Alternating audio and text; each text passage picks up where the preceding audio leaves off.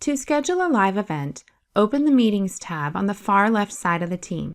When the calendar opens, click the New Meeting option on the right side. Select Live Event from the drop-down menu. First, name your event. Then you can add co-hosts and other people who are invited to present during this event.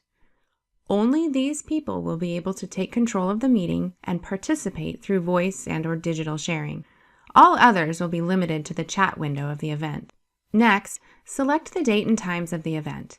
If the event is being hosted from a space that allows participation, you can add specific room designation.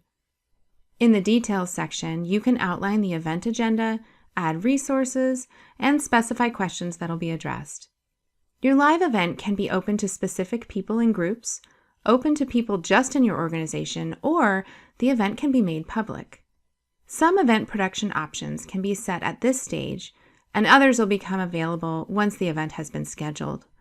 You can allow Q&A, request engagement reports from attendee data, and set up live captions here according to the needs of your audience. Finally, a support link is included for all live events. To schedule the live event, click the Send button. Once the event has been scheduled, you will see it appear in your calendar view on the Meeting tab. If you open the live event, you will see the Join Event link in the invitation.